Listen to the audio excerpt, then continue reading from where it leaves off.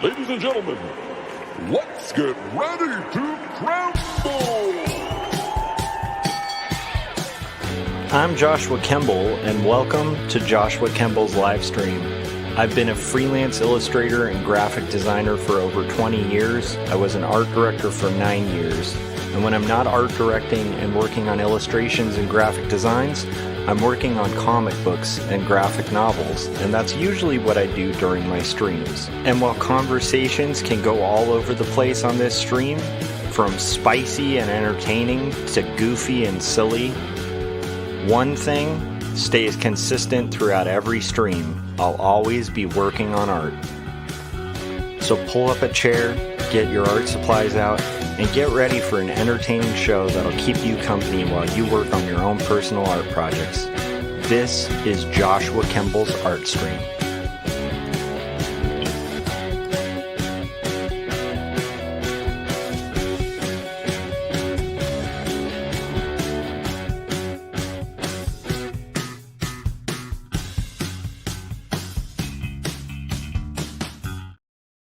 All right, welcome to my live stream. I'm Joshua Kemble. I'm going to be working on shading page 101 of Not Death But Love, the Strange Supernatural Story of Elizabeth Barrett Browning, which is pretty exciting. A graphic novel that I've been hard at work on. So my plan is to probably just shade the page. If in the background you see two mischievous folks, that's just my wife and sister are going to the store to get some snacks and stuff. But anyhow, so I'm planning on trying to get the page shaded in its entirety, hopefully during this stream. I may not be able to get there because around 8 o'clock, I'll probably break, go get my son tucked in and read him a book and stuff for bedtime, and then probably be live streaming tonight as well. I'm also going to show you guys the results of the guitar that I kind of refurbished. I don't think you guys ever saw the final results. I have it right behind me. So I'm going to play you guys a little classical thing that I'm learning because I am not a classical guitarist. So I'll play that for a few seconds.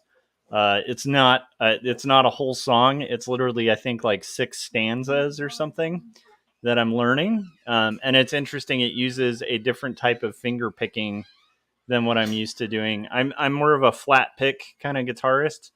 And so it'll be cool to kind of show you guys how resonant and beautiful it came out. It's a really pretty guitar. It ended up being a really cool thing. And it's kind of neat because it has fret dots and a radiused fretboard, slightly radiused, which is more similar to steel string guitars. So I'm pretty excited about that. So I'm planning on showing you guys that before we go into drawing comics, and then we're just going to work on comics for a couple hours.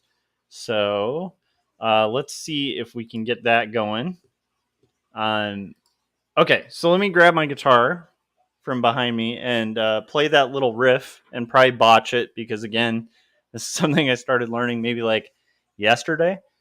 But it's just a simple little classical guitar riff. But I will tell you guys, this is so pretty. It came out so good. Again, this whole neck was just sanded, and I don't know if you see the kind of beautiful red in the rosewood. It's just kind of ended up being a really cool guitar. And now it's got inlay dots, which is really unusual for a classical guitar, but it'll help someone like me transferring from steel string. It has side dots, which we installed on stream, and it looks pretty darn good, new tuners and stuff like that. And then of course I have a tuner here just to make sure that I'm in tune. So yeah, I was really pleased with how this came out. I'm just going to play it a little bit so you guys can hear the resonance of this thing.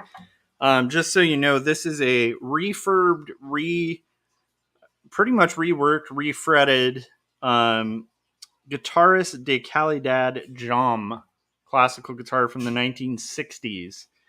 And we on stream pretty much did all the work, including sanding down the nut the bridge, and installing a new bridge, a new bone bridge, installing a new bone nut, changing the tuners, and adding these beautiful, pearl inlays, and then just to stick with the aesthetic of the original, and also to match the gold tuning, we did brass frets. So I'm very, very happy with it, and it plays so easily. It doesn't take any pressure at all to kind of play this thing, which is kind of weird. Maybe that's normal for a classical, but I was really impressed by it.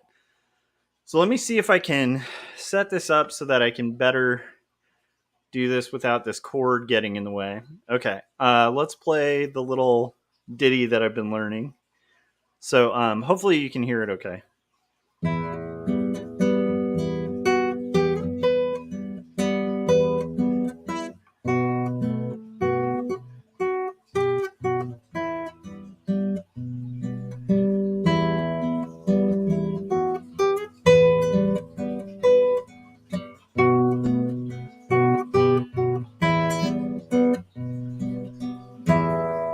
That's all I learned so far. So anyhow, that's the classical way of playing it. But I will tell you, this guitar is insane. Like the intonation on it. Let me just hold it so you can hear how loud along this lasts. Here, I'll put the mic down a little bit too, so you can hear it better.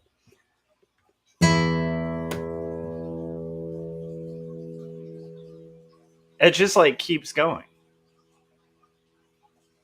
I'm just so impressed with the kind of used like $14 instrument from a from a Goodwill that was just in really bad condition, to what can be done with just like leveling frets and reinstalling new frets, and adding a radius to the fretboard and stuff. It just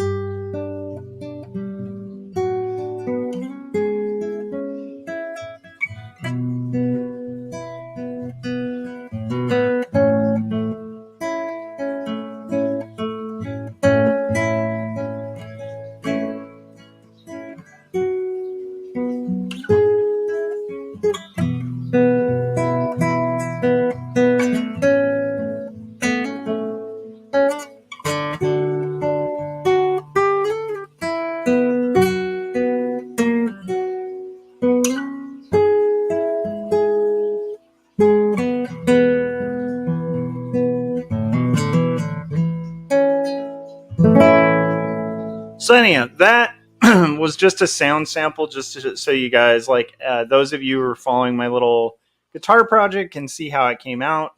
It came out beautifully. It plays really well. The action is kind of like perfect. It's, again, I think all in all, it was probably about $50 for the inlay dots, for the refretting, the frets themselves, the new tuners, the new bone nut, and the new saddle. So I think in total, this guitar ended up costing me about $50, and I think it plays, as good as an instrument that's maybe like $300 or $400, maybe 5 or 6. So I'm pretty glad about that. Taking a $15 used guitar that I had a suspicion would have really good wood, because of these weird discolorations, like this discoloration here. And this here also signified to me that it's probably a pretty decent piece of rosewood, because it has this like kind of marking on it. And what do you know? It was kind of ugly and dirty. And then the second we started sanding it and stuff, it's like all this natural like rose color of the rosewood starts coming out, and it's like, oh yeah, that is really good rosewood. So anyhow, I was just really pleased with this project, and that is now a guitar that's so good that I'm going to learn classical guitar stuff on it, and maybe compose some stuff later on once I get a little more familiar with like finger picking and stuff for classical guitar. So that was that. Let's get to making comics and working on comics. Hopefully you found that interesting. And hopefully that won't be the last time I mod or work on a guitar, because I really feel like I leveled up I have never installed inlay dots on a guitar before, and that was pretty cool. I'm going to put my brand up. I didn't have that. There it is. Okay. So we're going to work on this. This is page 101 as I've been penciling it. And now what we're going to do is I also have the rough here so that I have some value comparison. Because I very quickly, when I do roughs, kind of work out what I want the values in the room to look like. And then from there, it makes the final product a lot quicker and easier to do. So we're going to make our shading layer and then go from there. So we had a really good live stream. We had Lori Calcaterra on Artcasters this Thursday. That was pretty good. That was on Scott's channel. And then before that, we had a great conversation with friend of the show, Dave Baker, about Mary Tyler Moorhawk, which was really cool and enlightening and a really interesting conversation. And so, so been having some really great comics related conversations. And the last time I live streamed, strangely enough, even though I don't get like a ton of viewership, I think someone called the fire department on us. So that was a little weird and unusual. Let's see here. Yeah. So what we're working on now is I'm going to shade the room. And I kind of don't know if I'm too happy with the light source direction that I kind of signified there. This is going to be Sophie with her signature rose in her hair. And I want the light source to be kind of coming out like that, from the fireplace. So I need to kind of remember that there's going to be a light source somewhat close to the fireplace, and we'll make the eraser not a block eraser. I think I have it right now as a pencil.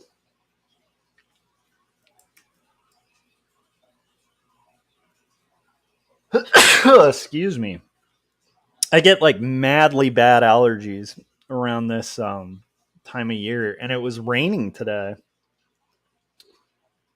We actually had an interesting experience of having a leak in our roof, and so that's a new thing to me. And so now we've been dealing with this morning, like kind of talking to homeowners insurance and stuff like that to see how much of that'll be covered, and then hopefully get that taken care of. Because it was a little wild. It's like it wasn't like a crazy leak, but it was definitely like a water leak. And so that was a really fascinating thing because I was like, what do you do when you have like a giant water leak? This one not so big, but just you get these windows into what home ownership's all about from people. But there's no complaints. I'm happy we have a house. But yeah, it was like a wild thing. My wife was just working on one of her kids' books and then felt this like drip of water just go bloop. And it was like, oh my gosh, where's that coming from? And I look and it's like water had like soaked through the roof into this one spot. It was a fascinating day to say the least. So anyhow, so there was that. There was a lot of napping this morning, just to kind of catch up on sleep from the week. And I've been hard at work working on comics and stuff throughout the week, but have not been able to live stream until now and Thursday. And so I'm really excited to be back and live streaming again and hopefully getting some stuff done. I want her shadow behind her arm to be a little more extreme, and we'll kind of make that work because I want it to be like the light So we're going to kind of work this arm a little more.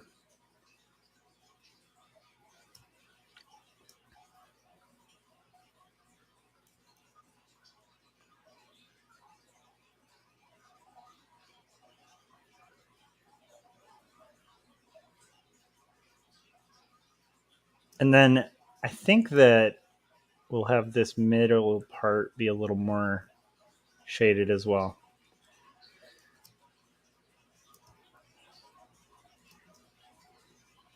So yeah, it's been pretty fascinating. I've been reading Hitchhiker's Guide to the Galaxy with my son. That's been fun. We've been reading a lot of books that I grew up reading. I was like a huge Hitchhiker's Guide to the Galaxy nerd in like junior high. That was like one of my favorite book series. And also I was really into like Piers Anthony novels, so I've been reading him like Piers Anthony uh, and then like Hitchhiker's Guide by Douglas Adams, and we're just starting the first book, but it's like I had forgotten how funny that book series is. I remember they made like a movie of it, and I don't think I was like terribly impressed by it. Like, I don't think it was a bad movie. I just don't think it was nearly, it's like a typical book adaptation movie where it wasn't quite as good as the books, which is kind of unfortunate because there's a whole series they could have done. But I feel like they were maybe doing that thing where they're trying to condense too much into too little. Or it might also be one of those things where there's so much humor in just the prose and like the way that the book is written that to take out the the narration excuse me, to take out the narration can be kind of a rough one. So yeah, like I feel like it kind of maybe misses something of the mark.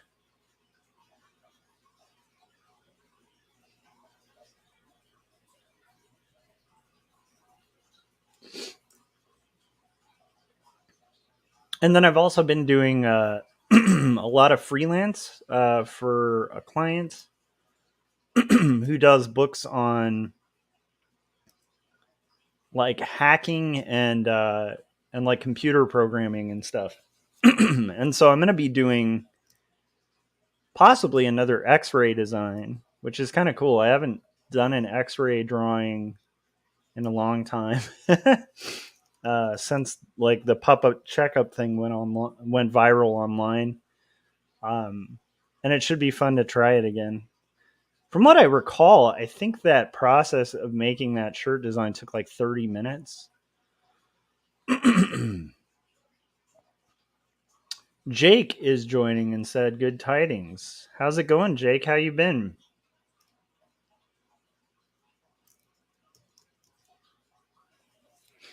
But yeah, it's going to be interesting. The thing I like about the client I've been working with who writes those, publishes those programming and hacking books is like I get to draw a lot of robots, which is pretty fun. So it's always fun when like a client wants to pay you to draw cool old school robots. Um, so far the work's been pretty fun on that note, but there's a lot of it, so I've got to work on that. Preferably, maybe tonight, some more roughs while we're waiting for one of the book covers to be approved.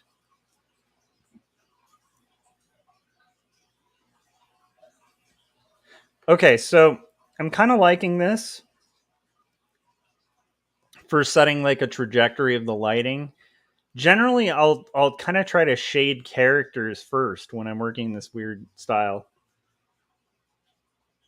Um,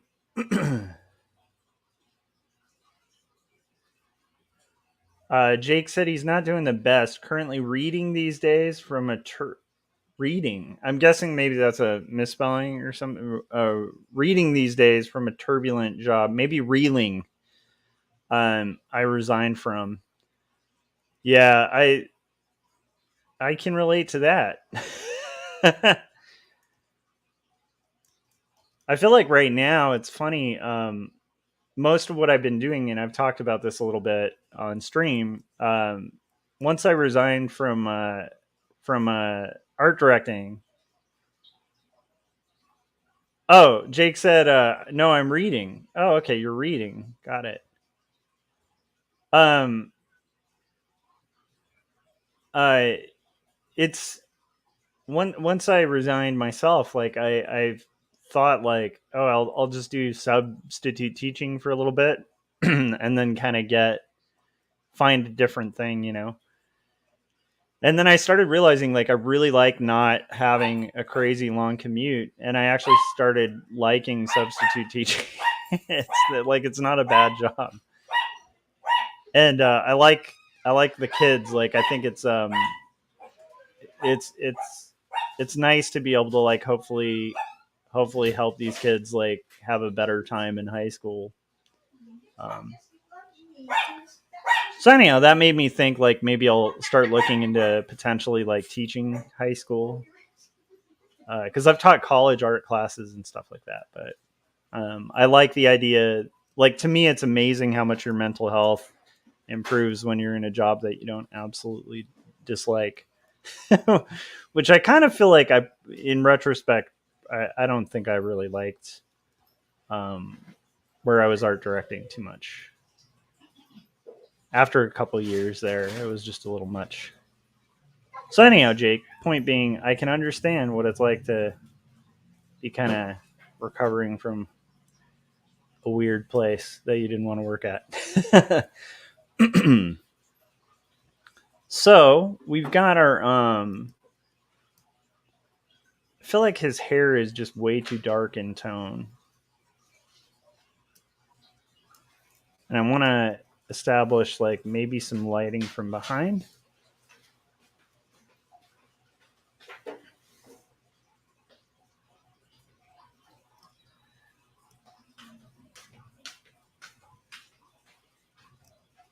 And we'll kind of get a little further in a bit.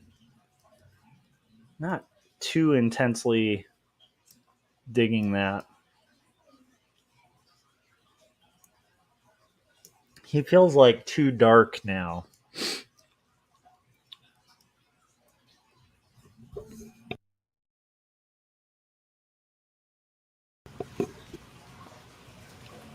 Jake said it was torture even by my standards, just heaps of miscommunication and quarreling. Yeah, I feel like that's a good sign of a workplace that no matter how well they're paying, maybe it's time to not be there. I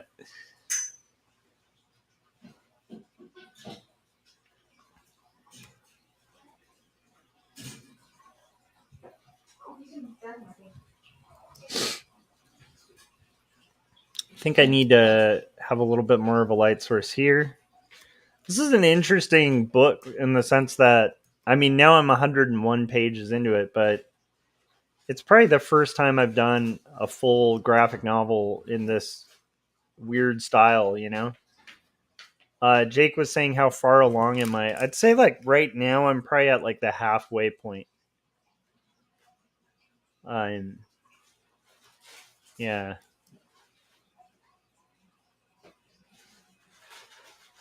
And then Jake said, "Never mind, I got the answer." But 101 pages is nothing to sneeze at. Although I did sneeze a little earlier in the stream, um, so maybe it is something to sneeze at.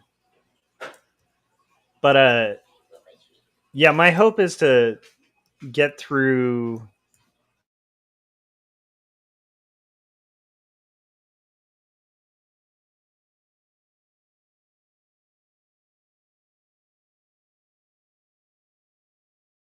So hopefully get to the. Okay, I think I froze for a second there, but I think I'm back. So for some reason, the pinwheel of death was spinning for a second. But we're back, ladies and gentlemen. If you saw that lag, let me know. My wife also got me an energy drink, which is pretty exciting. Let's see here.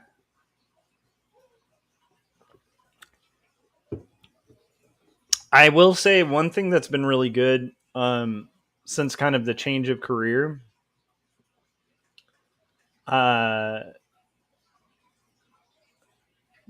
Byung-Chul Han or Mihaly Kizent Mihaly. No, I haven't. I haven't read anything by that, Jake.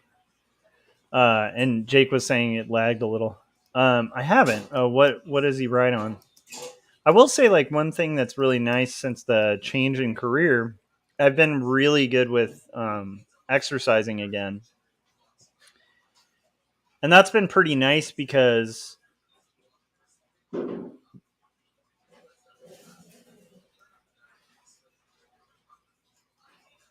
it's been really nice because the change of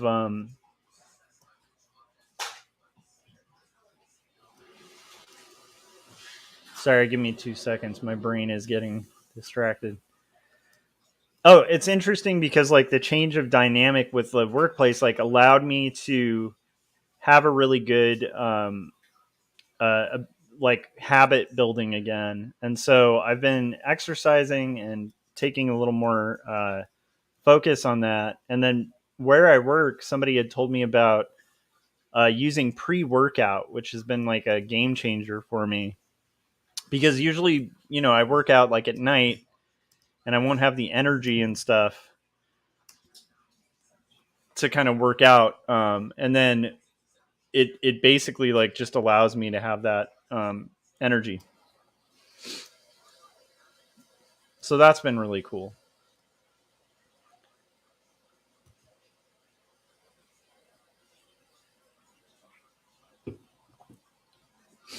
So it's been good. It's like I've been able to get more reps in and like uh, be relatively healthier, which is really good. It's like I feel like I'm getting a little more fit, a little more slim, and that helps me feel less like kind of exhausted and frustrated and stuff too. Because I think the place I was previously working, it was just all over the place. Jake was saying the former is a German philosopher talking mostly on the fatigue and stresses of neoliberal production and the consequences of it, with the latter being the guy behind the flow concept.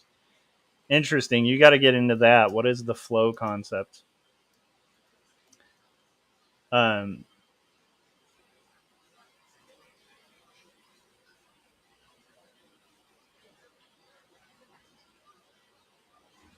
yeah, the last kind of like philosophical type thing I like ingested or whatever was just a conversation on, and I wish I could remember the speaker, but it was another one on determinism. It was like an interview with this guy who wrote a book on determinism that I'm going to have to revisit because it sounded like a really good book.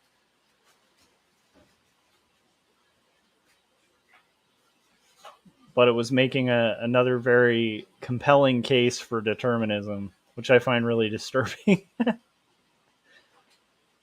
But I've become more and more convinced of, which is a little scary. Um, let's see here.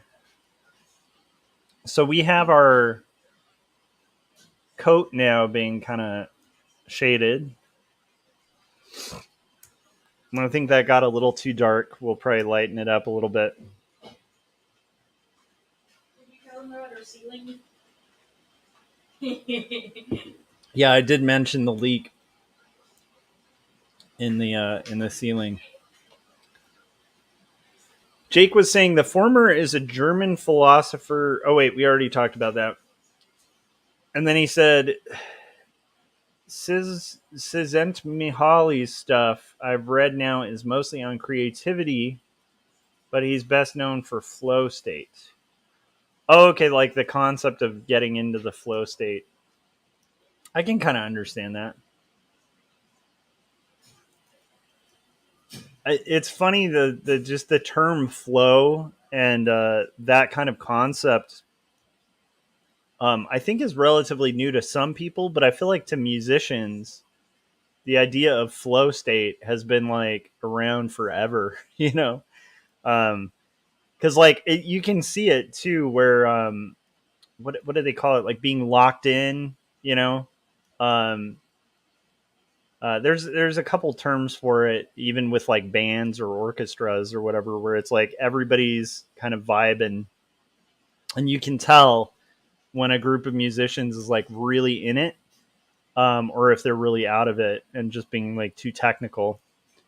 Um, and there's this weird thing that happens with music um, that I think honestly reflects in art as well, where with practice you can kind of do things more competently and more confidently, but with little practice, it's like a nerve-wracking, harebrained experience that it's kind of a roll of the dice whether it comes out well or not. So it's kind of a weird thing where when you're a musician and you gig with other musicians and stuff, there's this weird place where when you play live, you have to kind of be between being present and kind of in the moment and just kind of feeling the vibe and just kind of being in a flow state, and also being hyper aware of what you're doing and being so practiced at it that you barely even think about it. Because I will say I've experienced this a long time ago, but like I remember back when I was in bands that played a lot of gigs, and every once in a while you'd have this show that's going really well, and then you'd think a little too much about a guitar part you've played like a million times, and then you'd think about it too much and you become focused on it, and then you screw the whole thing up because you're like too technical in your approach to it. um, and that's one of the main reasons you like rehearse all the time as a musician, is like to just be able to get in that flow state live, and to be able to play the thing without even thinking about it. Or if you're like an athlete and performing, it's I'm sure a similar thing. Martial artists practice martial arts so that if they're ever in a scenario where they need to use it, it's like they don't even have to think about it. It's just second nature. um, and I feel like that's, yeah, I don't know, I feel like that term flow state's been around with musicians for a long time.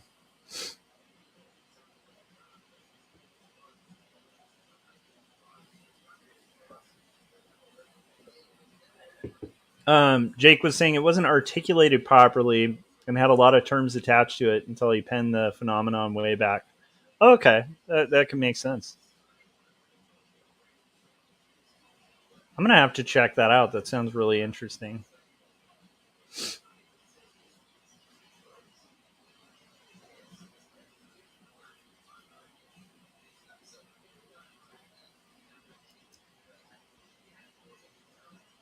So I think we're getting there. I just need to add a little bit of lighting.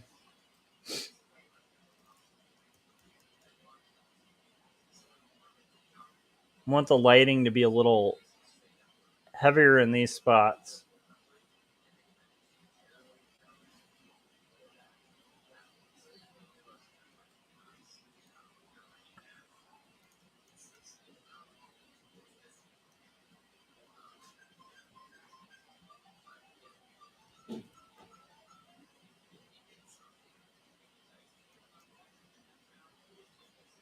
And for some reason, my computer keeps really glitching out. So hopefully, I'm not freezing too often for you guys.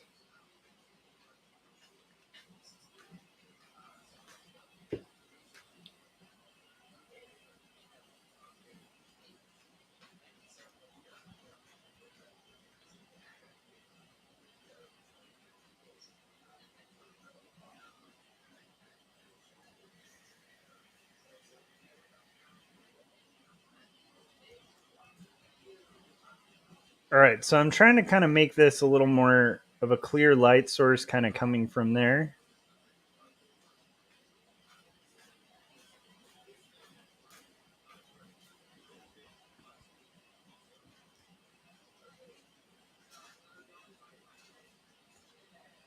Jake was saying the book I'm reading is a collection of his academic papers on creativity specifically and his systems model of it. It's an interesting application as far as philosophy goes. Jake was saying after having read his other book recently, Robert Nisbet, called The Geography of Thought. It just fit. Interesting. Nisbet is a funny last name. is that wrong for me to say? That sounds like a Monty Python name. Mr. Nisbet. Anyhow, if you're out there and listening and your last name is Nisbet, I apologize.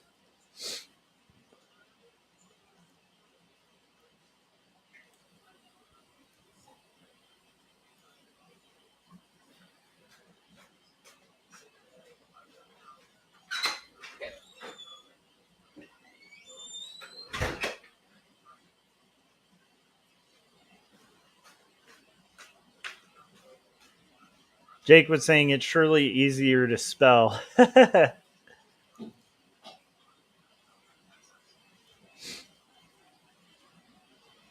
So we're getting there, guys. Shading.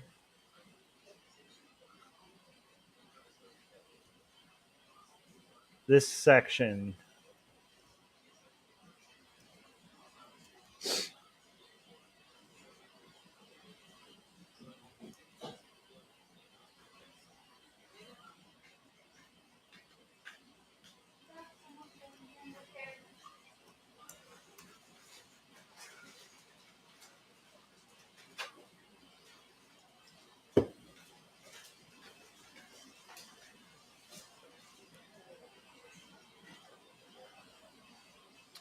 Jake was saying that Nisbet book was also a fun read. It's from around 2003 and talked about Western and Eastern thinking. Interesting. It is always fascinating to get into different cultures and stuff like that.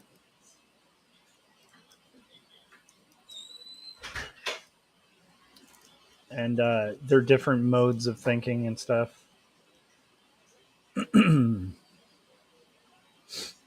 I was actually thinking about this. What was this thing I was thinking about recently? I had heard tell that there is there are some studies where they like researched like the prison population in the U.S. and they presented hypotheticals, and it turns out that like comparatively to the general populace, people in prison populations were more likely to not be able to engage or indulge in a hypothetical idea. And so, weirdly enough, what it ended up being was like, and I'll get into it a little more from what I understand of it, but it ended up indicating that, you know, people with a smaller imagination when it comes to a smaller ability to imagine when it comes to empathetic imagining, like putting yourself in somebody else's shoes, that kind of thing, are more prone to commit crimes. And that was really interesting to me because I've definitely had times in my life where I've engaged with people who were unable to carry or even consider a hypothetical. But I always thought it was baffling, and sometimes I even thought the person was just pretending that that they couldn't think hypothetically about something. And what I've realized as I've gotten older and started noticing is that I think there's just some people out there who cannot, like, their brain just cannot even conceive of the idea of a hypothetical, which is really interesting to me. I didn't realize that was a whole thing.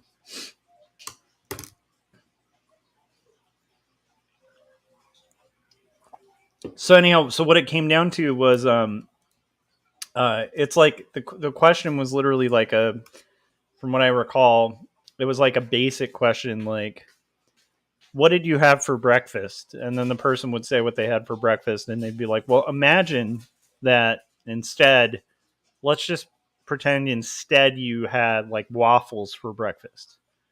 And the person would be like, but I didn't have waffles for breakfast. And they're like, yeah, no, I understand. Just hypothetically, like, just imagine you had waffles for breakfast. What would that be like? I didn't have waffles for, and it's like that cyclical thing, where they just were unable to even engage with like a simple hypothetical of like, imagine you ate something different today. And I was realizing from that, now that may be true, that may not, but it was just making me realize that I think to be an artist, I think you kind of have to.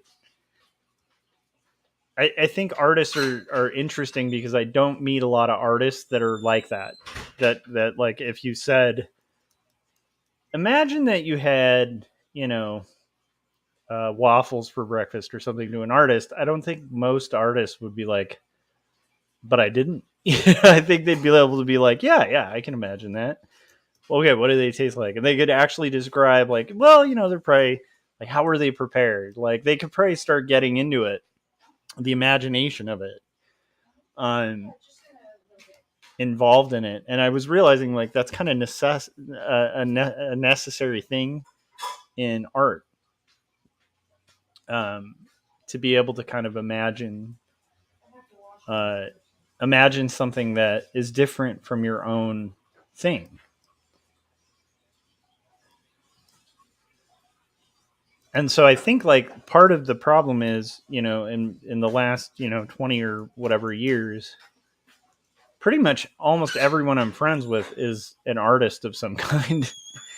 And so I get so used to being around people who can imagine that I forget that there are a good percentage of people out there who just, they just don't imagine. They don't, you know, just kind of everything is that is, and everything isn't that isn't. And it's just not there's no area for like speculation or hypotheticals or anything like that. I find that really interesting to me that there are people out there who don't engage in hypotheticals. Um, Jake was saying lots of artists do fall into high open-mindedness and conscientiousness to take on abstracts and hypotheticals in their work. Yeah, and I think the idea of art, just the act of making art or making stories, is kind of a practice of hypotheticals.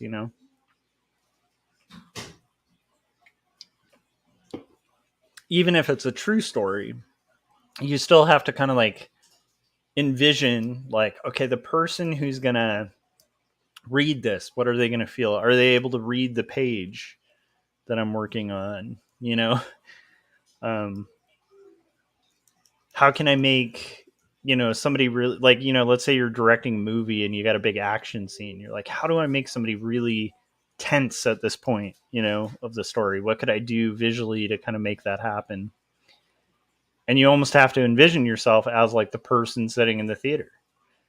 you know how do I convey that this is going to be, you know a, a romantic moment or something, or how do I, you know make this look like a nefarious, horrible moment? Whatever it is, you're kind of thinking as a creator about the visual cues that you can put in there to kind of make people feel a certain way. And in order to do that, you have to kind of think about people's feelings.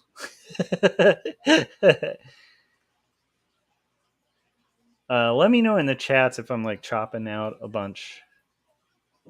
I hope not.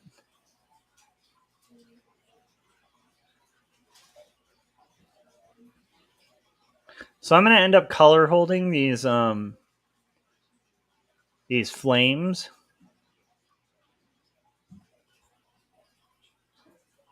But what I'll do is go ahead and shade the interiors, and then we'll color hold the shading toward the end of the process of this page.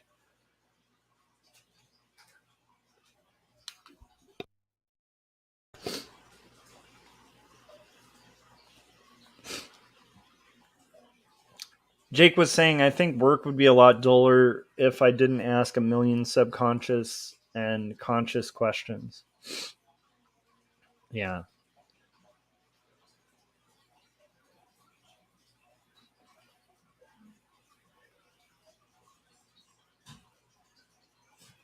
Oh, Jake said I'm in the green. It just keeps chopping sometimes to the OBS logo. Yeah, I think it's just the brush driver or something.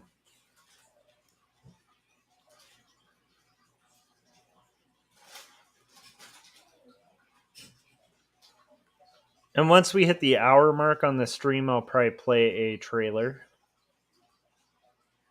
And again, I'm going to be live streaming till about 8 o'clock. So we're just doing this like a piece at a time. And I just add a lot of layers at this point in this process because it's easier. It's almost like masking specific spots.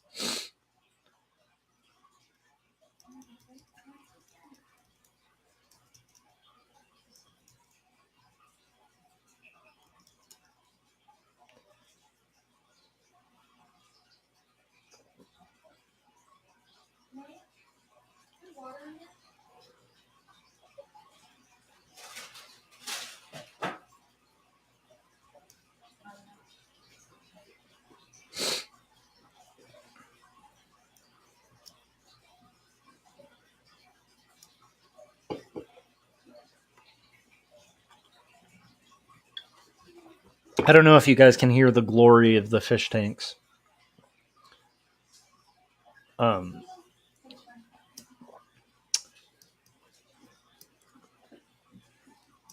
actually pretty excited. Tomorrow we're cleaning one of the fish tanks. That's like for our giant, chubby killer goldfish named Kubota. And he has a tank mate that is is like a bottom feeder. My wife would probably know the breed. I don't know what he's called. What? A Placo?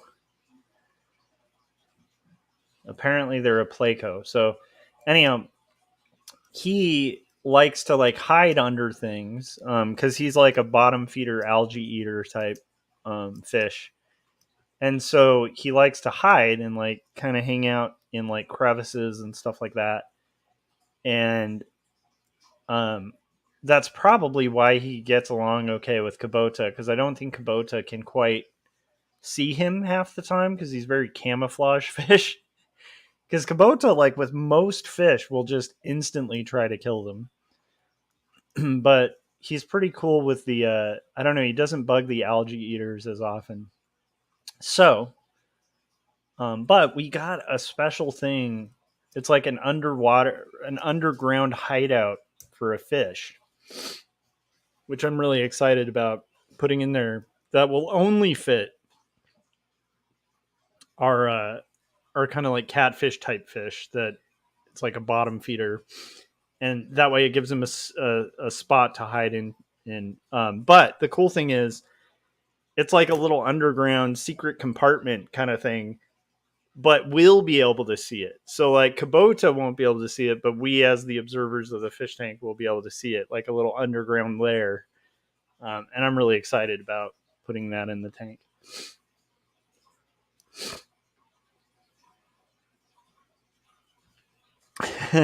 Jake was saying you consider that whenever the book is done in a good number of years, you'll pull it from the shelf and reminisce in the conversations while working on it. Yeah, I think that might happen. It is one of the fun things about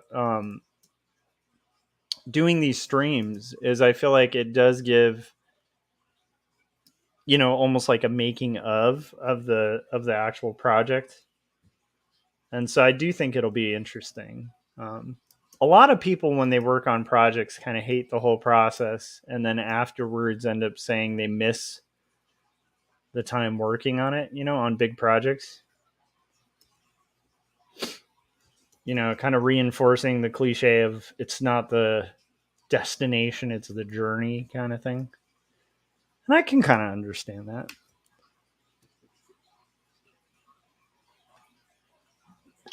I know Gary Hodges has talked about this too, but I feel like whenever you take on a book this big, um, there is this like kind of strange feeling when you get it finished. And really it never quite feels done till it's published. But like once it's published, there's like this brief moment where you feel good.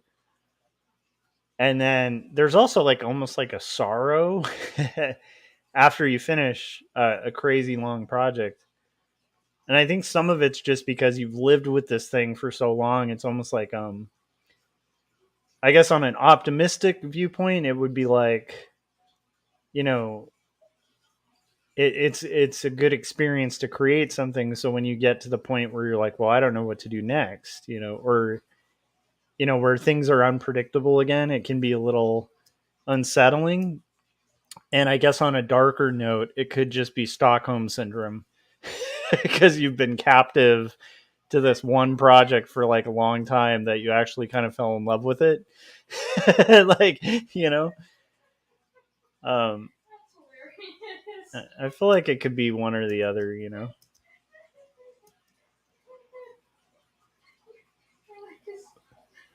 But I will say, like, Gary's talked about it, and I've definitely experienced that too, where, he says whenever he finishes like a DVSM comic that he's making, he's just like, yeah, it's like a mix of like, there's this like 5 seconds of feeling good, and then kind of like almost like a depression that comes over him. And it's like, I totally understand that because I felt that when I first finished Two Stories, when I finished Jacob's Apartment. Yeah. Mine was saying it's kind of like a lot of actors feel when they finish a movie. You know.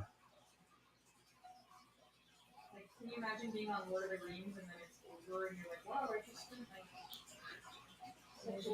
Jake was saying it's like postpartum depression. That's a good point. I've given birth to me graphic novel.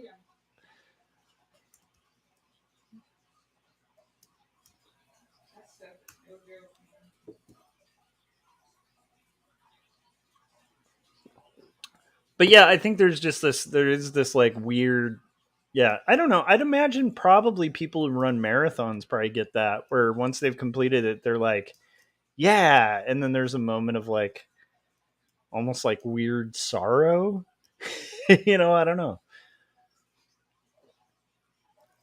I've heard of that happening to athletes too, where they'll play like a game and it's like the game of their lifetime or whatever, and then after it, they're kind of like bummed. Yeah.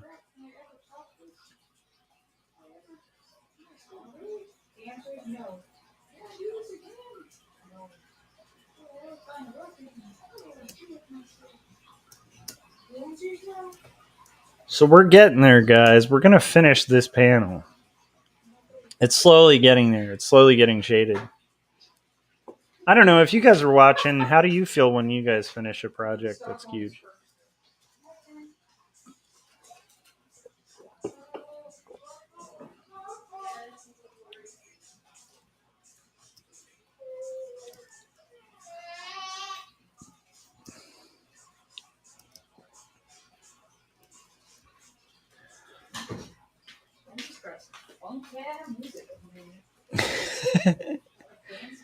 Yeah, I overheard it. Yeah, so my son plays a lot of apps and stuff, and there's like some real funk music going on. It's because it's like some game. It's gaming music. So. It's like gamer music, but for some reason this one's got like a real vibe.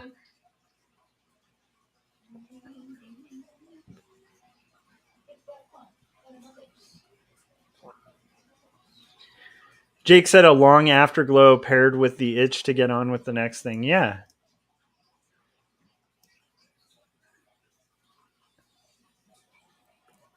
But I don't know. I also think it's like it kind of makes sense because it's almost like a graduation too, right? Like whenever people graduate, they have these like mixed feelings where it's like, yay, I accomplished something, and then it's like, well, what do I do now? Or like, oh, that was it. Like, because you work for years and years to get there, and then finally it's like done, and you're like, oh, you know.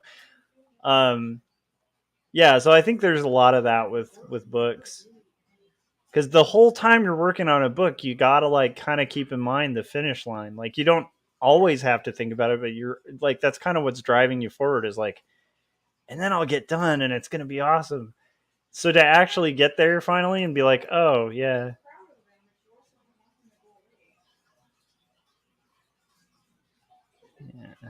Oh, so many analogies, man. Yes, he's commentary in the background and discussing him back. It's like, I cannot talk. My wife and sister are cracking a lot of jokes about the same topic, and it's pretty hilarious. I always feel like it would be fun to do one of these streams with like them mic'd up. No, I've heard a lot of, like, remember in Shawshank Redemption when the guy got out of prison and he got all depressed because, like, that was like his life for so long. It was like totally the Stockholm thing. Like, yes, Jake said, that was such a sad scene. that the depression for him is the pre-production. After that, it's just moaning after and while working. Yeah, I can understand that.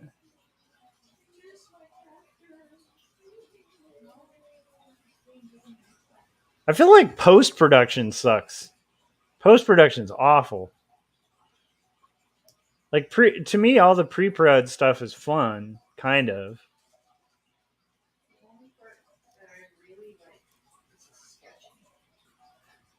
Maya was saying the only part of the process she really likes is the sketching. I kind of understand that too, because the part I really enjoy, the most fun parts to me, are the inking and the thumbnails. Everything else sucks.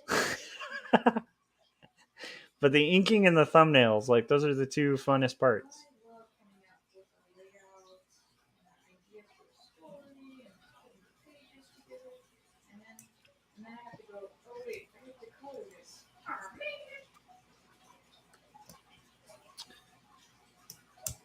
Okay, guys, we've been going for quite a bit. I'm going to go ahead and do a trailer. We'll start with a Jim Luhan. Kids Say Kemble. I'll be right back. We now return to Kids Say the Craziest Thing. So, little Susie, do you have any brothers or sisters? I understand you're in 3rd grade. How do you like that? Do you like your teacher? You like to do a lot of fun things at school? You got any hobbies, Susie? Any things you like to do when you're not in school? I hear you like to read. Well, right now I'm reading 2 stories written and illustrated by Joshua Kemble. It grapples with faith and mental illness. It's ultimately a story about redemption. It's a savage piece of writing. Also, I just finished up Jacob's Apartment, another one by Kemble. Jacob's Apartment weaves together elements of spiritualism and relationship dynamics, as well as atheism, and all the while it deals with abandonment and loyalty. It's a fierce, fierce read. Do you like ponies?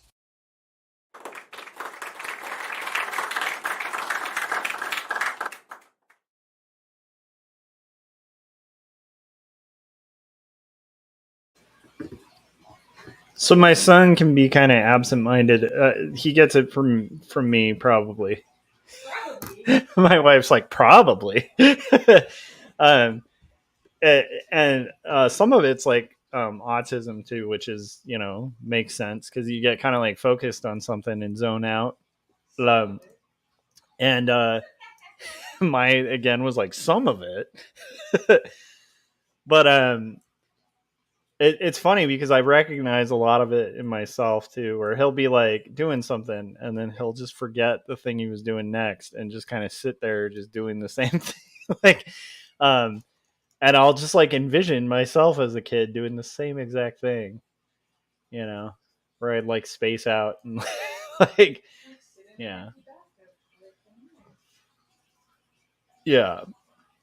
So it's like moments like, okay, the bath's done, he's just kind of chilling there. That's like, but the water just drained, dude. Get out, dry off, like, you know. But I totally catch myself doing that, especially with like rabbit holes or something.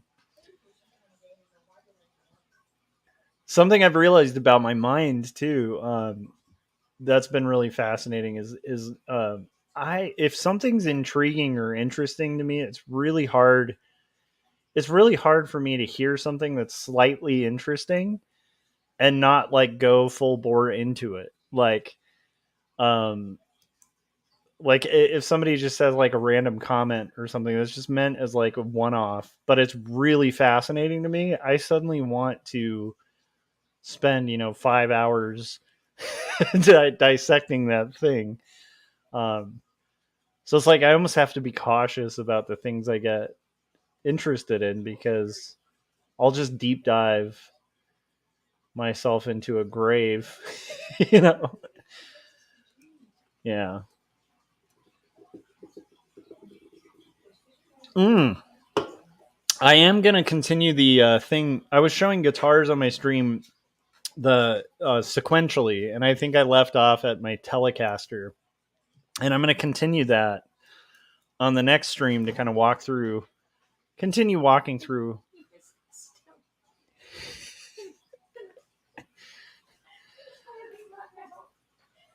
I'm going to continue walking through those guitars and kind of telling the story of them and stuff, which I think will be fun. So the next one on the dock will be, I think, guitar number 9, and I'm going to call it a guitar. I know I showed a bass as one of them because I think a bass is a guitar. It's a bass guitar. I'm going to show my ukulele. That'll be my next one. What's up? Yeah. Oh my gosh, I'm blanking out on that guy's name. There's a bassist channel. Oh, Davey504 is one of the funniest music YouTubers. And he's very funny. He's like deadpan delivery. Incredible bassist, but just like his YouTube videos are hilarious. But he also has this bit on his videos where he's always talking about bass being the best instrument and guitarists being inferior to bassists and things like that. So my wife was kind of kidding that guy would be like extremely pissed to hear me call a bass a guitar. He'd be like, no, a guitar is a bass with 6 strings. But anyhow, yeah.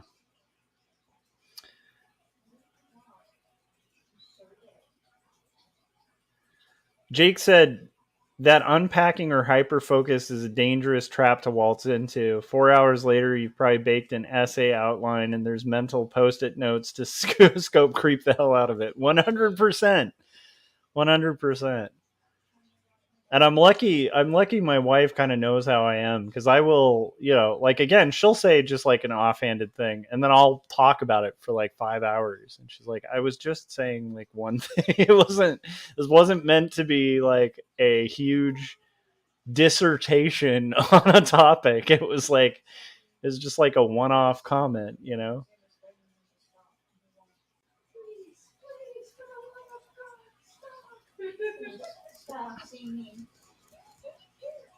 So anyhow, so what's cool about okay, so there's a couple things that I was gonna say regarding the guitar thing. When I get to showing my other electrics, I finally have just bit the bullet and got a pedal board, and so I have a looper pedal, and so I'll be able to play some loops and kind of stuff like that when I show those to you guys, which will be pretty fun. Nothing special or crazy, but I think it'll make that little section of the live streams more fun. And I might just do live streams and just play some loops every once in a while too.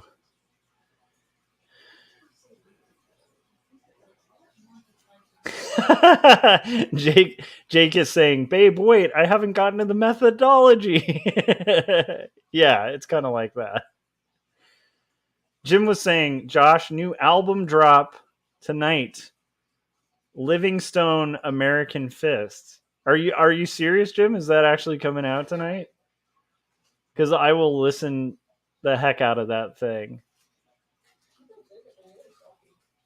Nice. And he said the same guy that sang Manny Loa. Nice. We got Hodges saying good evening. Good evening, Gary.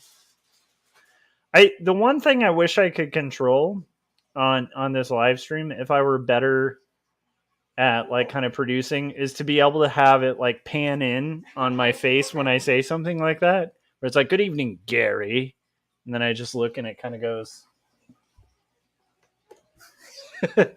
that's what I want with my life, is just to have a button that'll like flash quick, like slow deadpan on my eyes. Gary, you got a comic show in Arizona. When is that? Is that now? I think that's next weekend, right? It can't be now. But yeah, Scott Cirkland, Gary Hodges, I believe the Making Comics guys will be at Arizona Comics Fest in next weekend. So Gary said 1 week from today. So if you guys are in the Arizona area, you gotta get your butts over there. I don't know if that's. I don't think anybody says that. You gotta get your butts over there. Get your butt over there. Does anybody even say that? It's kind of a weird. Get your butt over there. Jim said album drop in a few hours. Where can people find this album, Jim? You gotta let me know. Is it gonna be on? Are you gonna be sharing it on the YouTubes, or is this something we have to look at somewhere else? Also, Jim, ever since you showed that Firefly 338, I've been like wanting to get one. Like, I've looked on that site like a million times. Like, I'm thinking for maybe Christmas or something. But those look so nice. They just look great. And it just sounds great too. Yeah. So anyhow, just so you know, Jim, it's such a pretty guitar. I've been like, They also have like a black one on the on their site right now that has like red. What is it? Red. Oh my gosh, I'm blanking out on what it's called. Whatever, it doesn't matter. It's just basically. It'll come to me later what it is. I can show you what it is. It's like the black on this, right? It kind of goes around the edge. Binding, that's it.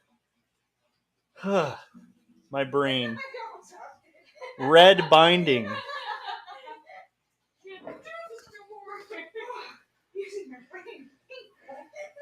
So any of the red binding on the guitar. That's like, it's so pretty looking. It looks metal as hell because it's like blood red binding with matte black. I'm like, come on, that's pretty rad to have on like a 335 style guitar.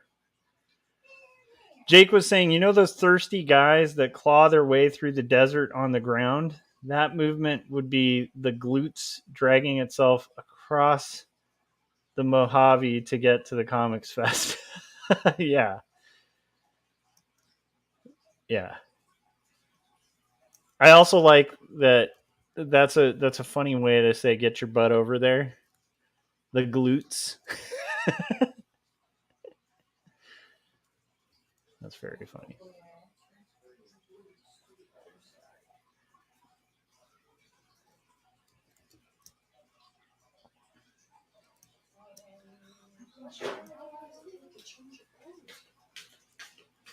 I would like to go to the Comics Fest, but that would be a tough one to make it to.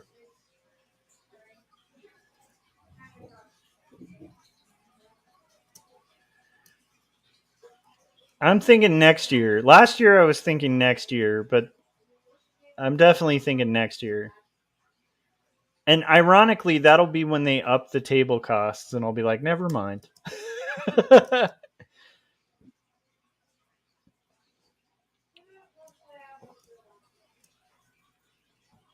So how is everybody doing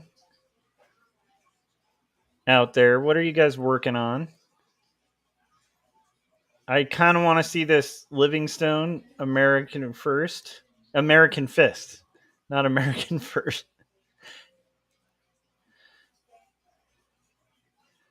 I never even thought of that play on words, Jim. Like, you know how like Trumpians have the America First thing? You should have a party called the America Fist Party. You know? America's Fist. All right. Commence the dog walk.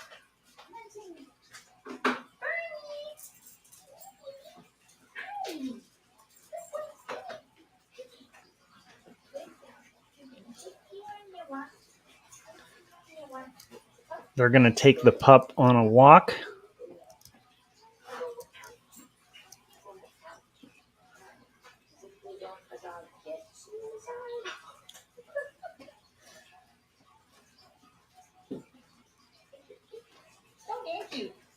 So yeah, like it's been interesting thinking about that whole thing of like empathy and art and how those connect. And then like the weird thing is if you're somebody who can empathize, which I think a lot of people can, how do you even empathize with somebody who can't empathize? That's like that's almost like the it's it's like that's the part that's hard, right? Is like how can you even begin to comprehend what it's like to not empathize if you empathize? You know, that's like the one shoe you can't put yourself in. You're like, I can't put myself in those shoes because it's like so outside of you know, empathy to think of not empathy. Like it's just hard to even envision. So that to me is it's funny. It's almost like the what's it called?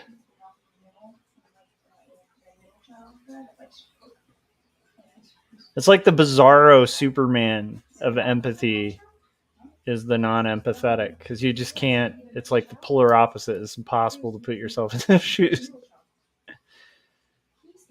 Jake was saying, how do you define empathy? I think that empathy is being able to imagine what it is like. I think it's the ability to engage in hypotheticals and to imagine what it is like in a different person's shoes, like what it's like in that different person's experience. Yeah, the ability to kind of step outside of yourself and think of others. And not only think of others, but like imagine. That's my just offhanded. I'd have to look up the actual definition. But that's how I'm going to like kind of loosely put it that way. It's like feeling for other people. But it's like, I think in order to do that, you really have to be able to imagine and hypothetically put yourself in an imaginary situation because you're never going to be anybody but who you are. But to be able to like, yeah, just like, you know, yeah. Yeah, Gary was saying I would agree with your definition, but the addition to relate in an emotional way, yeah. But I think in order to get there, I have started to believe that I think that it does have a lot to do with creative thinking and with critical thinking. I think to engage in critical thinking, you need to be able to think about hypotheticals and like analogies and things that are not like black and white, like what happened. It's like, well, like a good example is like almost like alternate history exercises, where like if you were in a history class, and I remember actually, I believe in high school and in college, every once in a while you get an assignment where it would be like, okay, we've learned about this thing. Let's write an essay about what the world would be like had this gone a different way. Like, let's say this war hadn't been won, or like this country didn't exist, or, like this historical figure never came to be or something. And to be able to just like think about that and think about a hypothetical other reality or like anything like that, I think is fundamental. Weirdly enough, I think they're very interconnected. And I and again, I have definitely had moments in my life, and I'm sure we all have, where you're in that like frustrating conversation with somebody who, like, if you're like, well, so like imagine if you like okay, let me think of a way to say it. Trying to think more particular like discussions I've had where I've realized like a person can't even engage in imaginary thinking, and like in critical thinking that requires imagination. And I've realized that a few times in conversations, and quite often it's when I'll be talking to somebody and they'll say something very inflammatory or like really like, offensive, but it won't be offensive to them, right? From their viewpoint and their worldview, what they're saying makes a lot of sense. And so to try to kind of help them see, I'll say like, well, can you imagine, if you were to have a like that different opposing viewpoint and them feel like how that would maybe come across as like offensive or something. And usually that'll be a moment of like them being like, but I don't think like that. And you're like, yeah, I know, no, I get it. I know you've expressed your viewpoint, but let's just hypothetically just say you had the other experience and then you heard this. How would that make you feel? And they're like, but I don't have the other experience. And it's just like a back and forth of like, where you, for me, anytime I've had a scenario like that, I've just been stunned by the person being just completely unable to think outside of themselves. Another good example would be like, let's say you're like rabidly mad about a person, which honestly I've been. People have pissed me off a lot, sometimes in my life, and I've thought they were just awful.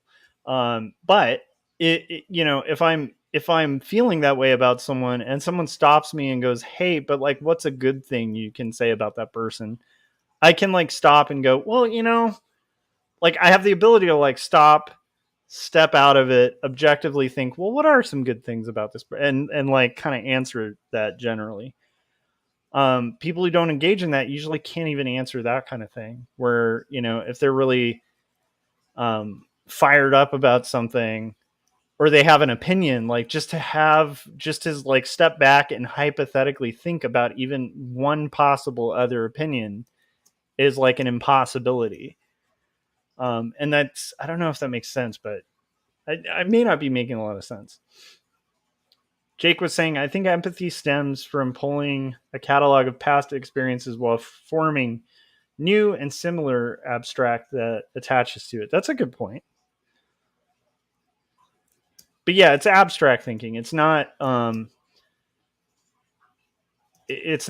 learning, And I think that's the one of the things I love about like STEM, like in schools, is like it's really great for people to focus on science and math and stuff like that. But I feel like an over focus on STEM can kind of leave the humanities behind. And I think that the humanities are what engage in that exact kind of thing, like the empathy machine. And like if you take the humanities out of things, you take the humanity out of things. I'm sure that's been said before. but I feel like that ability to be able to read a book and like read a book, like almost everybody in high school back when I was in high school had to read Crime and Punishment, and it's a hard book to read, especially in high school and stuff like that. But that kind of book, that kind of experience of reading a book from like the viewpoint of like a murderer, or reading a book from the viewpoint of somebody who's very different from you, is a good exercise to have, like, especially when your mind is developing. It's good to have that exercise of being able to kind of like in a fantasy world, like go through experiences that you yourself haven't had, and to like try to understand it and start getting some empathy like forced on you. I think that's good. I think that's a really good, valuable thing. And it's hard to put a price on that, because I feel like without that, you could have all the science and math in the world, but like you wouldn't have a reason for ethics or philosophical purpose without the other stuff, the kind of more imaginary stuff. I don't know. Anyhow, I'm rambling, but it's just been something that's been on my mind lately. That's how my mind works. It's not a smart mind, okay? Sometimes I'm a complete idiot, but that's what I've been interested in lately, is just the idea of realizing, like, first off, like, and it was all like, this was all triggered by that reading that thing about the study that they did in prisons, where it was like just the fact that like a lot of people who were convicted criminals could not engage in even a simple hypothetical of what they ate for breakfast being different. And that to me is just like a really interesting thing, because it doesn't necessarily mean there's causation there. Maybe it's just a weird correlated thing, but it's like, it does seem interesting, because I would think, in order to kind of like let's say hypothetically you're going to like steal a car or something, right? In order to do that, it's like, if you literally don't have the capacity to go, well, how would I feel if somebody stole my car? If that thought doesn't even process, because every time if somebody was like, well, how would you feel if somebody stole your car? And your answer is just like, but no one stole my car. Instead of going like, oh yeah, good point. Like, that would probably feel pretty bad, being able to just imagine a different scenario.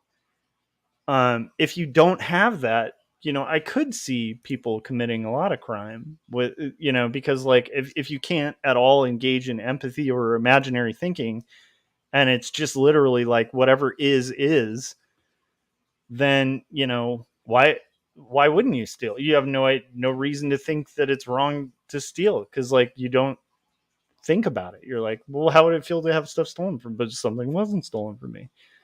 It's an interesting thing, So I think that's pretty fascinating.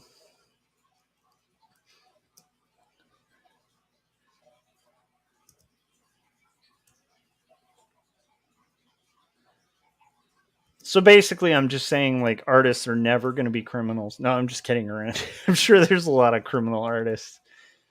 But I don't know. I guess I was saying, like, I think the humanities in general and arts in general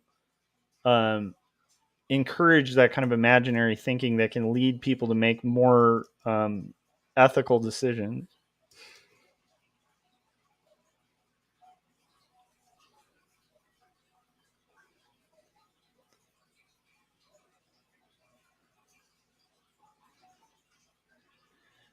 Yeah, Jake was saying it's going to sound weird, but it could be that the carjacker that didn't engage in abstracts were likely not facilitating or being able to train it, but it slides into nature versus nurture. Yeah, and that's the thing. I'm not saying people aren't able to empathize who like commit crimes or something like that. I'm just saying it's really interesting that they didn't have the ability, at least from what it seemed like the majority didn't have the ability to engage in a simple hypothetical, which indicates one of two things is like maybe in their nature they weren't able to, which I don't believe.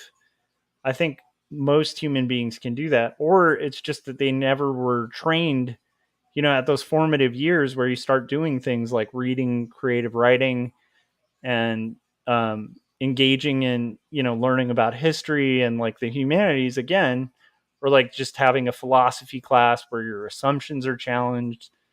Just having like some basic experiences where you're kind of forced outside of yourself. Um, I think that could be very well could be a cause of that, is like maybe the people just never had the experience of learning or having that kind of like critical thinking skill kind of developed. And so I think you're right, Jake. That could be completely, it could be one way or the other, you know. Um, but I, as just like a nerdy teacher type, I tend to think that, um, I think most people like just like I've said this before. I think most people can draw. Um, I think there's definitely some people who are innately more talented than others. I think there might be a rare few who just there's nothing you're gonna do, like they're just not gonna draw. Um, Kind of like a good example is um, like most people can learn an instrument and learn music, but there is like a small amount of the population that like with no matter the training or anything like that, they have no ear for music. Like they can't hear notes. Like they can't hear dead notes. They can't hear good notes. They can't hear flat or sharp notes. Like they can't hear the difference. And that can be trained to an extent, but there are some people who just have no ear for it. And like no matter how much training they do, or people who have no rhythm, and you can train for it and stuff like that, and most people will learn. But I think there are some people out there who just are never going to be able to clap a 4/4 time, and so I think those are those rare occasions where maybe they can't learn like music or art. But I think the majority of people can learn art or music, and for some people it's going to come easier, and for others it won't. But there's fundamentals that like once you learn, you can kind of get better. Um, and I think that it's just like I guess my point is, um, that I think that people can learn to empathize and stuff like that, and also to think critically. Because even if you start applying the whole imaginary thinking, um, and it's funny because a lot of the times that's used as a negative, which sometimes it can be, right? Where it's like, I can fly, and it's like that's not constructive imaginary thinking. But being able to imagine if you could fly might be really effective and helpful imaginary thinking, So it's like, um, I think that in the scenario of the carjacker or whatever that I was mentioning, it's like part of it too, the inability to engage in a hypothetical, or like at least a hypothetical worldview or framing or an imaginary scenario, is also an inability to kind of think past the present. And so, like where a lot of people would like be like, okay, like let's say you're broke or something like that, you really need money, and like there's a car and there's that kind of thing. A lot of people who, if they were engaging in like a future, an imaginary moment where they're imagining the future, might go, you know what?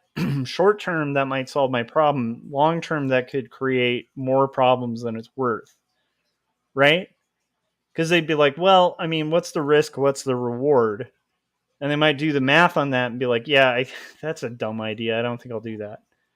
Whereas if you're not able to kind of do that, and you're just thinking like short term, because short term doesn't require as much imagination, it's like, that would also explain a lot.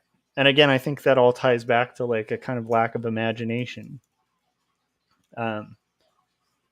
So I don't know if that makes sense, but it's just a thing I've been thinking about. I don't know. I don't even know if it's true. I just think it's interesting as a possible thing. And I also find it interesting as an artist because it just makes us sound really cool because we all work in the realm of imagination. So.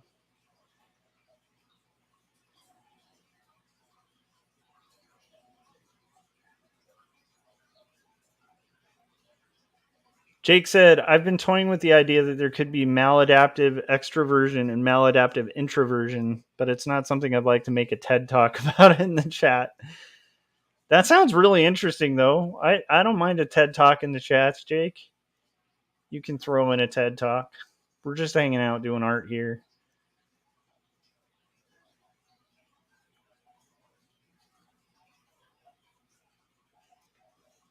Okay. I'm pretty happy with this. I think the wall is a little too bright. So I'm gonna work on this to kind of darken the wall behind home just a tiny bit. And then I think from there we should be almost there to go or ready to go. The only other thing is this this corner too. I want to darken up a little bit because I'm like the bottom left corner here. I think there's a little bit too much light there. So I'm going to take another pass at this, and then we'll take another very brief break. To I think what we'll do is we'll give Frank Salazar some love and play his wonderful trailer. It's one of my favorites. Let's see here. By the way, if you guys are watching this and you haven't picked up 2 stories, my graphic novel that grapples with questions of faith and mental illness, switching 2 different styles between a childlike kind of cartoony style to a very realistic style, and addresses heavy issues like suicide, faith, meaning, purpose, and also talks about childhood, growing up, dressing as Indiana Jones for an entire year when cosplay wasn't a thing. Things like that. Very interesting story that has moved people, and I've heard good things from people who've read it. Make sure you pick up 2 stories. And if you haven't picked up Jacob's Apartment, you should pick up Jacob's Apartment, my doomed romance story. Those are 2 books I worked really hard on, spent years on, and I'd appreciate it. If you guys have picked that up, great. I thank you very much. And now we're going to play a trailer. And, okay. I'm also going to move this. Okay, let's condense some of these layers. These layers are getting out of control, guys. Out of control, these layers. All right, so I'm going to turn off the layers, and we're just going to merge our little rendering here. Merge it down. Lock it.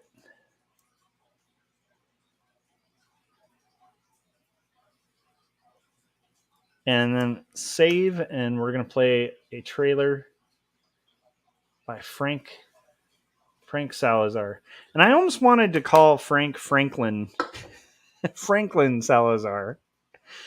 I feel like somebody needs to draw Frank Salazar as Benjamin Franklin and call it Franklin Salazar. That needs to happen. So speaking of Frank Salazar of Tarraco, Roll for Tarraco fame, here is Frank's Adventures at the Library. I'll be right back. Our heroic adventurers fought orcs, monsters, sorcerers, necromancers. Now they find themselves in front of a mystical library. What shall they find? It's all in the Roll of the dice. We've come this far. There's great power behind this door. I can feel it. We just have to get past it. This door is no match for my axe. I shall chop it down. You always want to use brute strength. Why don't you try knocking? We'll try it your way. You may enter. The library is open to all those who seek knowledge. Feel free to look through our tomes. Maybe you'll find the answers you seek. I sense great power here, and it's behind those shelves. Indeed, there are powerful items hidden behind these shelves, but you can only get there through the enchanted words. Do you have those words? I believe I do. Tremble before the Cremble. There is great power. Look at that glove. Must be so powerful. That is not where I sense this power. I must get closer. I found them. I found the sacred manuscripts written by Joshua Kemble. Behold, I now possess 2 stories and Jacob's apartment. Please tell us more about 2 stories and Jacob's apartment, and who is Joshua Kemble? Xeric Award-winning cartoonist Joshua Kemble is a freelance artist, graphic designer, and author. 2 Stories is a confessional graphic memoir that grapples with questions of faith, mental illness, depravity, and ultimately redemption in a fallen world. Jacob's Apartment is a coming-of-age graphic novel in the vein of Ghost Road and Fun Home. It weaves together the threads of spiritual faith, identity, purpose, love, and loss to create an engrossing world in which waking and sleeping dreams collide. You have made your choice. The passage is now closed. Wait, can I get that glove? No. Oh. All right, let's go. Right, I'm back. Jake said he'd buy that Franklin Salazar portrait for $100.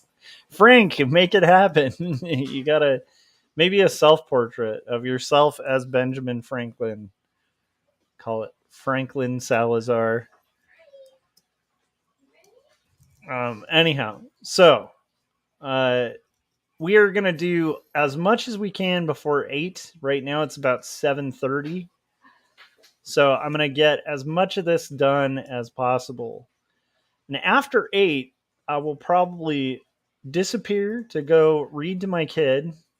Then I'm going to do my workout. So I'm going to do my pre-workout, all that fun stuff. Then after that, maybe late tonight, I'll be live streaming again just to get this page knocked out so that I can start working on roughs for my client as well. Because I have some robots to draw, ladies and gents. I have some x-rays to draw, some robots to draw for a really cool client, really cool publisher.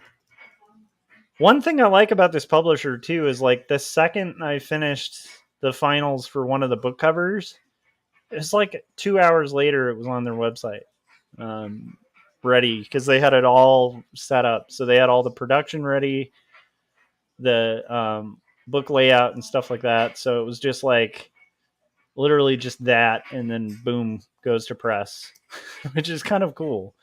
And they have a lot of books like that. And I believe they actually make some pretty valuable stuff. I'm going to have to bug my buddy from Northern California to see if he's familiar with that publisher. I'm sure he is, because like I have a buddy up in the San Francisco area who works in tech. I have a suspicion he'll have heard of them. Jake said, congrats on the 350. Oh, yeah, I guess I am getting on there. And then Jake said, I'll hop off for now. Night Gang. That's right. Night Gang's going to be happening, my ladies and gentlemen. Tonight shall be a night gang to remember. Jake, it's great to see you again, though, man. Welcome back to the internet. I know you were on a bit of a break. The Friends episode where you're like, we were on a break. Anyhow,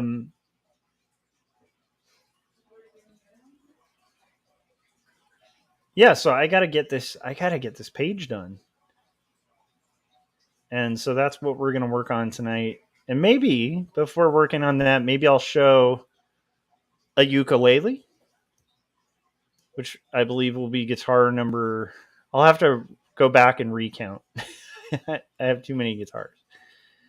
But I'll show off my ukulele. I know that's the next one. I know that's the one I acquired after my Fender Telecaster was a ukulele. And so maybe I'll play you guys something on said ukulele.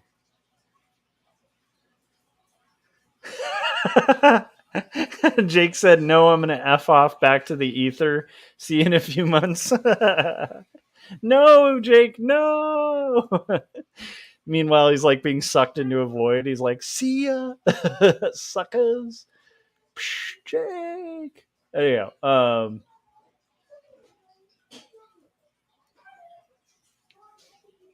it's that scene in Star Wars where Darth Vader like falls on his knees and is like, no, which I still can't believe happened in a Star Wars movie.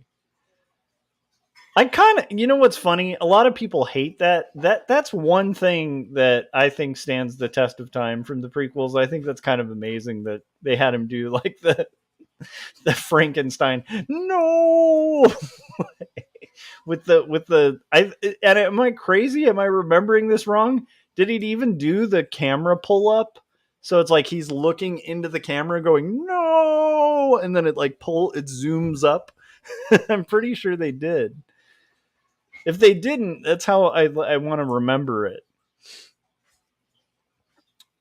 Okay.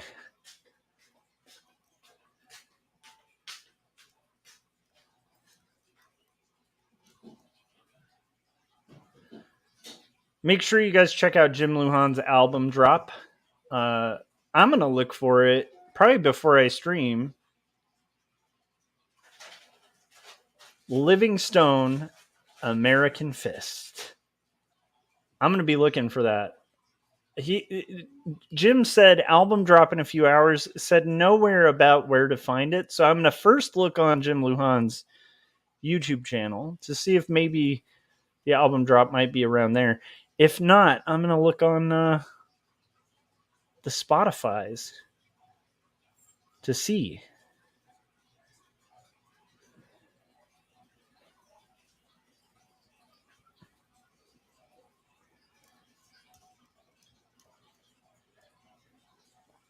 So we got the couch slightly there. I want there to be a bit of a shadow being cast from its arm here.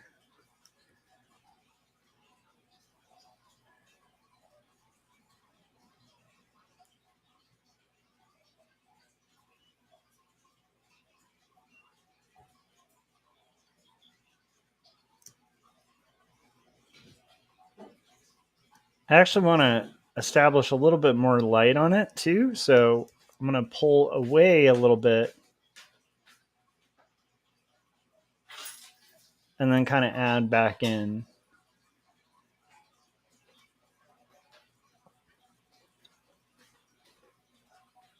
And we have about 20 minutes left of this stream.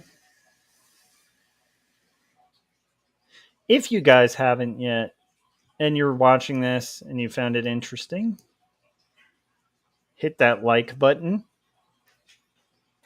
Make sure you're subscribed so that you can know when I'm about to go live tonight, where we'll be working on comics late into the night, like vampires.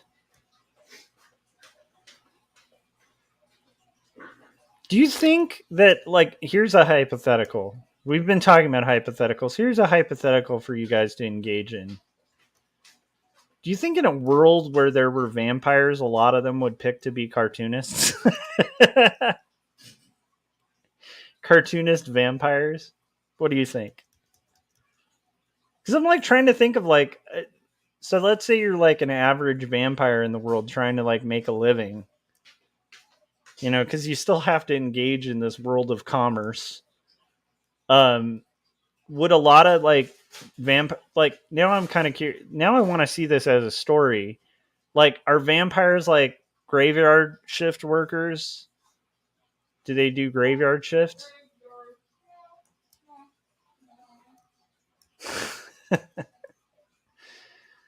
Right? Because I mean, I would imagine like in a world where vampires exist, you pretty much anytime you like pull over for gas at a gas station, the gas station attendant, you know, if it's like a late night trip, that gas station attendant 9 times out of 10 would be a vampire, right? Um, half of your goods that are shipped to you, you know, would be made by vampires working late night shifts at a warehouse. I don't know. I think like the whole economy would be really interesting to see what choices vampires would make. But I think cartooning would be a popular one among vampires.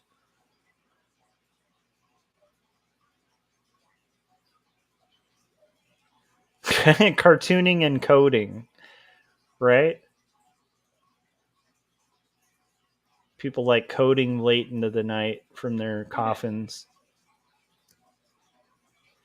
I've made a new app. I don't know. I was trying to go somewhere with that thought, guys.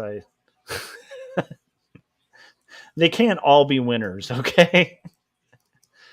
Okay, so drapes here. Let's get those coitons.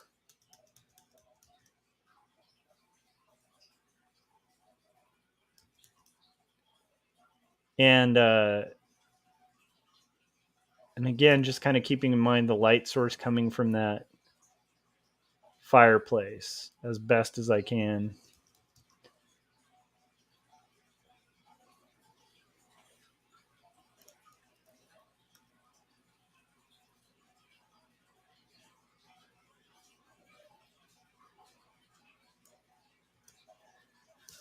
Okay. Now I want to do this and see what I can do here.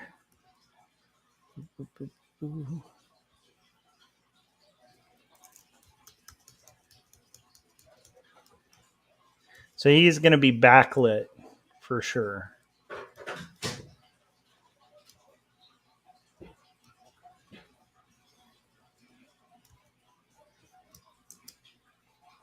Yeah.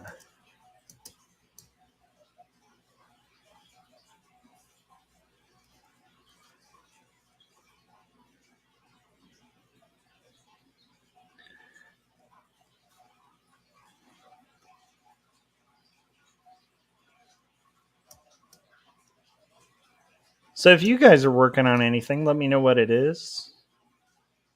I know Mr. Hodges was in the chats before of Dinosaurs versus Marsbots fame. Kind of curious how his progress is going on the next Dinosaurs versus Marsbots. I am guessing that right now he's probably prepping for Arizona Comics Fest. I can't wait to hear from Jim how the full fungus is going.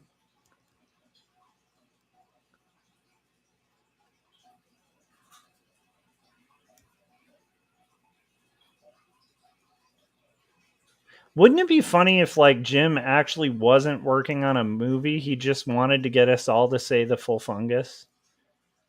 That was his whole goal. And then you see the movie and it's just like a clip of all of us saying full fungus and he's like, hey, and that's it. It was like a high art project where it was a social experiment to see how many people he could get to say the full fungus. Gary said, progress on the fourth D versus M is going well. the writing is really satisfying. Writing is fun. I think writing multiple drafts can be really tough. And as it gets later into the writing phase, it kind of starts fluctuating from fun to like complete hell. But blue sky phase of writing can be incredibly fun. Even edited drafts can be kind of fun, but I think that first draft, can be real exciting because it's like you're kind of inventing the thing, and you might have your outline or whatever, but it's like there where you start really like building, playing with the tools of the artist.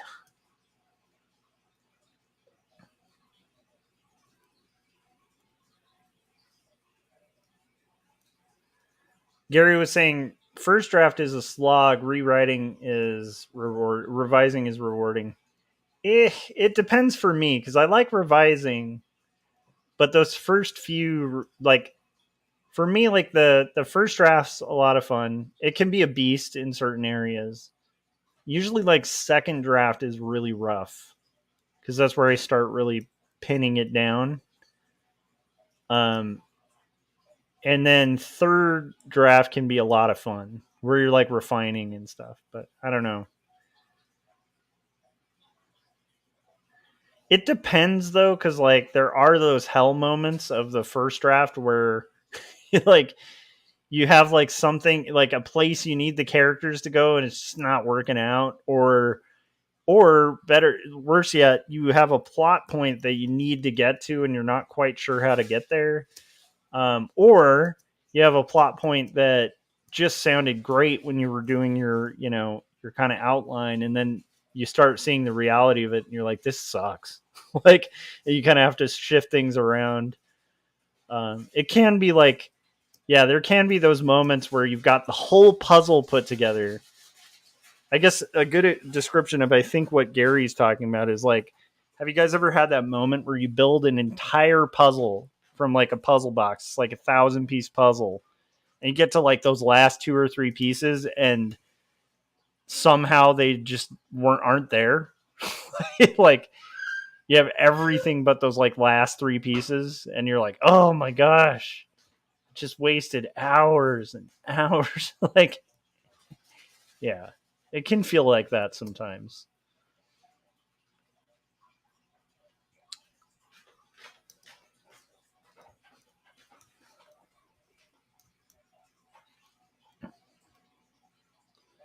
So, getting there, guys. The last 10 minutes of this stream, I am hoping that I can shade Mr. Home, his character.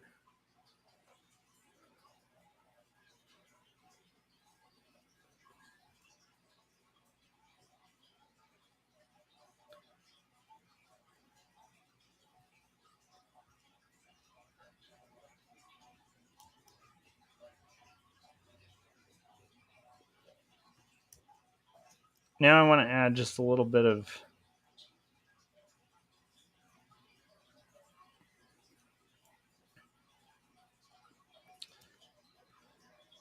I want to look at my rough here.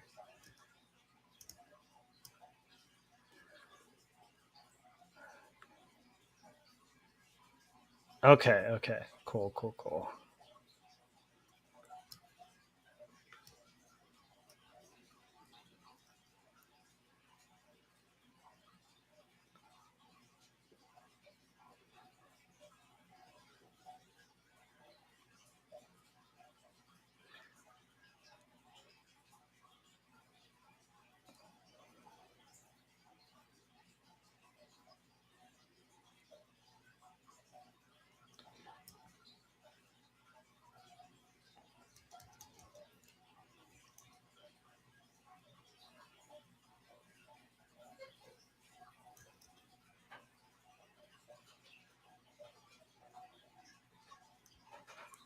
I'm just trying to get like a little more mysterious, creepy lighting going on this guy.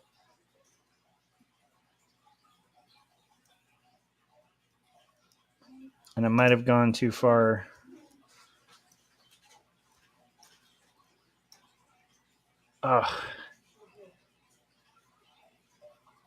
It keeps pinwheeling every time I save. So, note to self: when I finish this stream, I'll try to remember to restart my computer so that when I stream tonight, it's not all buggy and kind of weird. Thanks to everybody who's hopped on here. Gary was saying it usually takes a few drafts till I get the feel of what I want it to be. You know what can be the hardest part editing? I don't know if you've had this, Gary. I'm sure you have. I have had times where I wrote an entire section that's like a really great scene with really strong dialogue and stuff like that, and I have to just chop the entire thing out. That to me is like one of the hardest parts is like of editing, where you're like, oh man, that kind of sucks. I really like that scene, but it just doesn't fit, you know? I've definitely had a few of those moments.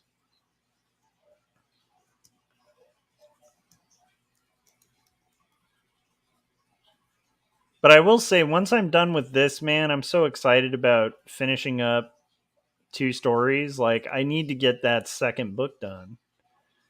And I'm loving this one, but that is one benefit of working on multiple projects, is it makes you eager to get on to the next one. As much as I'm loving this one. It's like, I have that all roughed out. I know it's a good book. It's like, it's just a matter of finishing it.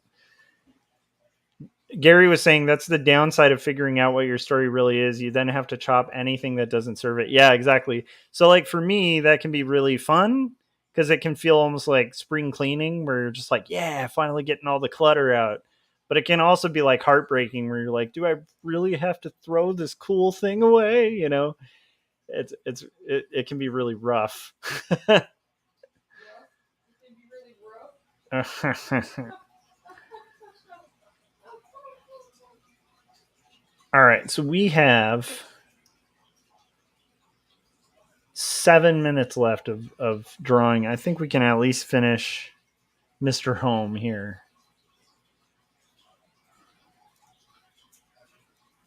Yeah, Gary was saying it can hurt. Yeah, Gary was saying every DVSM has parts that he loved that ended up in the garbage. Yeah, and the neat thing about that, though, is like, let's say you continue the series or something, some of those concepts or ideas, you know, I guess this is where that like nothing is precious in art kind of thing can come from, where it's like you can always use that. You know, if there was dialogue or something that was really interesting, or like framing of a scene that you really liked, you can always find a way to kind of pull it. And honestly, I know I make a lot of comparisons, but I do feel like it's kind of similar to songwriting, where sometimes you'll like I've been writing the next No Saboteurs album with Josh, my buddy Josh, which we'll be recording another song tomorrow. And when we're writing songs, sometimes you have a part that's really cool and it just sounds really neat, but then like you start constructing the song and you just have to abandon it because it's just not serving the song. But quite often those little sections can be revitalized later on, where you can be like, oh yeah, I had that riff that one time that sounded really cool. That whole section sounded really cool, but it didn't fit that song.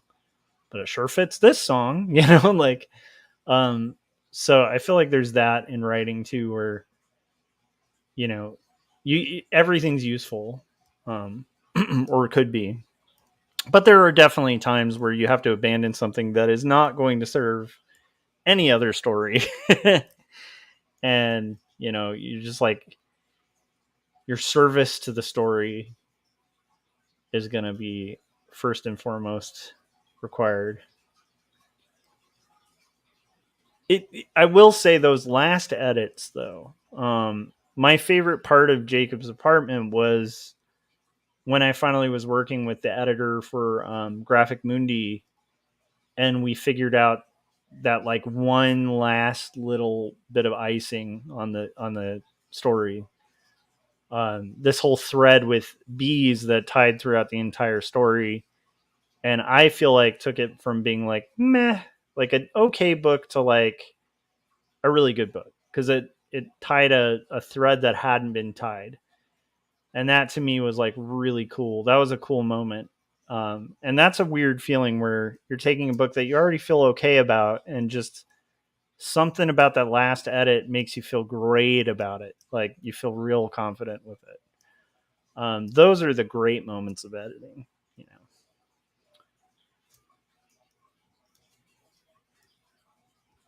And if you don't know what I'm talking about, you'll have to pick up Jacob's Apartment to find out. Okay, so we're getting our shading in here. Getting as much of it done as we can before we have to call it.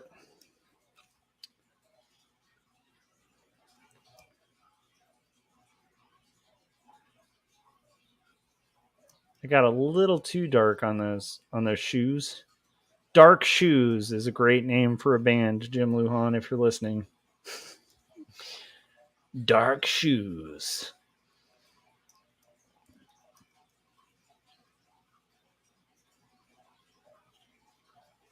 All right. We have most of this starting to work. Now we just got to get a little further, although we're going to have to wrap in 3 minutes. So here's the thing I'm going to throw in the last 3 minutes.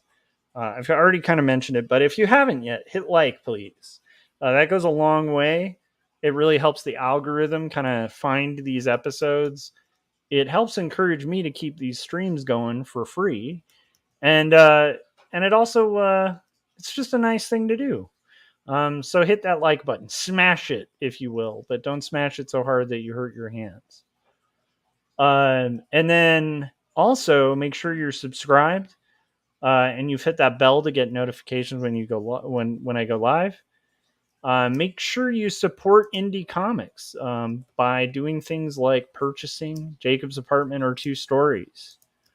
You know, it's a lot of people wouldn't think twice about just like purchasing a cup of coffee for like $5, but for the cost of 4 coffees, you could support a work that took over 4 years, which each Jacob's Apartment and Two Stories did, and they're books that I'm very proud of, and I think you'll like them. And I challenge you to, if you do buy them and you don't like them, tell me. I like the feedback, and tell me how you'd improve it, and I'll put that into practice on my next stuff. What else?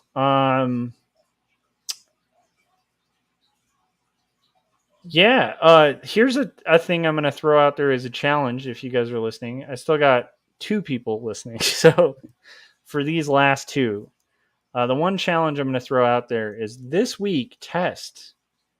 Just do a little test and give people in your life a hypothetical, a fun hypothetical. It doesn't have to be connected to anything incendiary. Just be like, so what did you have for breakfast? And then if they had something for breakfast, be like, okay, so like imagine though, like if you had waffles, like what would those look like? And try to see if they'll engage in a hypothetical about eating waffles for breakfast. It might be telling. I wonder if like the most unempathetic people you know will be like, but I didn't have waffles. I'm curious. Do it as a social experiment. Do it for me. All right, guys. Have a good night. I will be back on to finish at minimum the shading of this entire page tonight. So make sure you're subscribed so you get and you've done the bell so you get notifications when I'm about to go live. And I will see you guys late tonight for a late night stream. Right now I'm going to go read to my kid and exercise, and then I will be back. All right. Have a good one. Thanks, guys. I appreciate you guys, and I will see you on the next one. Bye.